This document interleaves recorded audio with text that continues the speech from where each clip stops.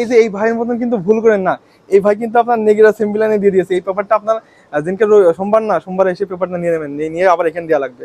আসসালামু আলাইকুম। আপনারা ভোট দেওয়া শেষ, এখন আপনার ব্যালট বই রিটার্ন ভাবে বাংলাদেশে জমা দিবেন কিভাবে? এই যে এই পোস্ট অফিসে আসবেন, পোস্ট অফিসে আসলে দেখবেন আপনার সামনে এইভাবে দুইটা অপশন থাকবে। এখানে থাকবে আপনার লাইন তামপাত লেখা থাকবে, এই লাইনে দিবেন। এবং এখানে কিন্তু আমার যে এরিয়া সেখানে লেখা নেগেরা সিম্বিলান সাজা, এর ভিতরে দিবেন না। আপনি যদি এই পেপারগুলো এই যে আপনার উপরে, ঠিক আছে, এখানে এখানে দেখবেন লাইন তামপাত লেখা, এই উপরে এভাবে দিয়ে দেবেন সব পেপার। এই যে একটা একটা পেপার করে এইভাবে দিয়ে দিলেন, যত পেপার আছে সবগুলো এইভাবে দিয়ে দেবেন। আপনি এই যে লাইন তামপাত এখানে ফেলতে হবে আপনার। আমাদের কিন্তু ব্যালেট দেওয়া শেষ হলো, আপনারা মালয়েশিয়ার যে কোনো প্রান্তে থাকেন না, এই যে এমন একটা পোস্ট অফিস দেবেন, পোস্ট অফিস বন্ধ থাকলে, শনি রবিবার বন্ধ থাকলে কোনো সমস্যা নেই। আর পোস্ট আপনার ব্যালেট দেওয়ার কিন্তু 29 তারিখ পর্যন্ত সময় আছে, 29 তারিখের ভিতরে কিন্তু ব্যালেটটা দিয়ে দিবেন।